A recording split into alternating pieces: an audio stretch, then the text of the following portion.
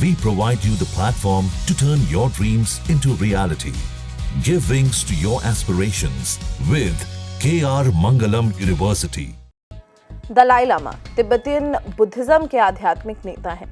उन्हें अवलोकित्व यानी कि करुणा के बौद्धिस्त्व का मानव रूप माना जाता है।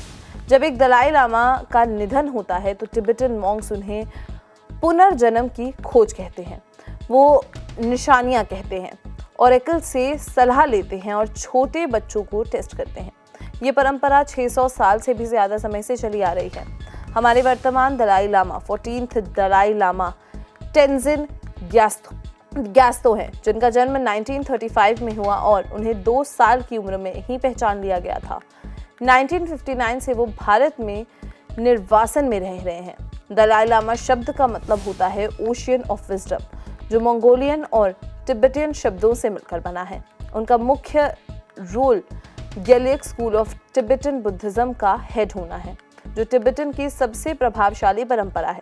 उन्हें एक तुल्कू माना जाता है, यानी एक पुनर्जन्मित लामा जो मानवता की सेवा करने के लिए बार बार लौटते हैं। इतिहास में दलाई लामास के पास मिड 20th सेंचुरी तक तिब्बत में पॉलिटिकल पावर भी थी। तो चलिए शुरू करते हैं सबसे पहले दलाई लामा से।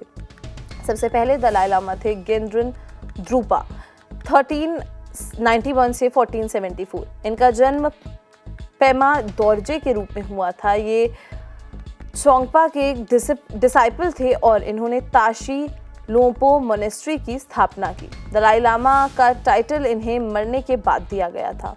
अगले थे गेंदन ग्यात्सो 1475 से 1542। इन्हें 11 साल की उम्र में पहले दलाई लामा का पुनर्जन्म माना गया। इन्होंने द्रेपुंग और सेरा मोनेस्ट्रीज का नेतृत्व किया। अगले थे सोनम ग्यात्सो 1543 से 1588। ये पहले दलाई लामा थे जिन्हें अपने जीवन काल में ही दलाई लामा का टाइटल मिला, जो मंगोल शासक अल्टान खान ने दिया था। इन्होंने नमग्याल मोनेस्ट्री की स्थापना भी की। फिर आए योंतिन ग्यात्सो। इनका जन्म मंगोलिया में हुआ था। 12 साल की उम्र में तिब्बत आए और ड्रेपिंग और सेरा के अबॉट बने। इनका निधन कम उम्र में ही हो गया था। 5वें थे लोब्सांग ग्यात्सो। इन्हें ग्रेट 5th के नाम से जाना जाता है। इन्होंने तिब्बत को पॉलिटिकली यूनाइट किया और पोटाला पैलेस का निर्माण शुरू किया। इनकी मौत को सालों तक सीक्रेट रखा गया था।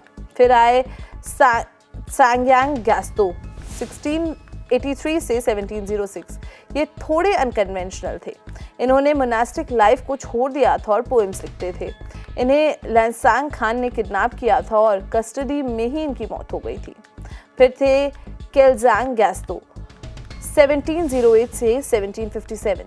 चाइनीज द्वारा जंगार्स को निकालने के बाद इनकी गद्दी हुई। इन्होंने रेजेंसी सिस्टम खत्म कर दिया था और काउंसिल ऑफ मिनिस्टर्स बनाई। फिर आए जैम्फिल ग्यात्सो 1758 से 1804। उनके समय चाइनीज प्रभाव बढ़ा, गोल्डन और सिस्टम इंट्रोड्यूस हुआ और इन्होंने पॉलिटिक्स से ज्यादा मेडिटेशन को पसंद किया। फिर आए लंगटॉक ग्यात्सो 1805 से 1815। इनका निधन सिर्फ 9 साल की उम्र में ही हो गया था। ये उन 4 दलाई लामाज में से एक हैं जिन्हें कम उम्र में ही मौत मिली थी।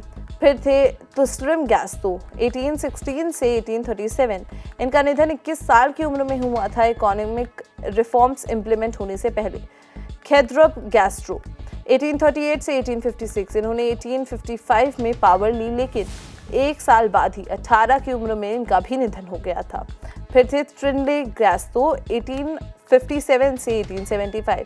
इन्होंने 18 साल की उम्र में जिम्मेदारी संभाली, लेकिन 20 साल से पहले ही इनका भी निधन हो गया। 19th सेंचुरी में एक दुखद दौर था जब कई दलाई लामास कम उम्र में ही चल बसे। फिर थप्तन ग्यात्सो 1876 से 1933। इन्हें ग्रेट 13th के नाम से जाना जाता है। इन्होंने 1913 में तिब्बत की आज़ादी डिक्लेयर की और तिब्बत को मॉडर्नाइज किया। फिर हैं तेंजिन ग्यात्सो। ये प्रेजेंट हैं, यही हमारे वर्तमान दलाई लामा हैं। इनका जन्म लहामो तोंदप के रूप में हुआ। 1959 में चाइना के हमले के बाद ये भारत आ गए थे और धर्मशाला में तिब्बतियन गवर्नमेंट इन एग्जाइल की स्थापना की। इन्हें 1989 में नोबेल पीस प्राइज भी मिला। इन्होंने 2011 में अपनी political powers democratically elected government को दे दी, लेकिन इनका आध्यात्मिक प्रभाव दुनिया भर में अभी भी बहुत ज़्यादा है। वो शांति, करुणा और अहिंसा के महान प्रचारक हैं।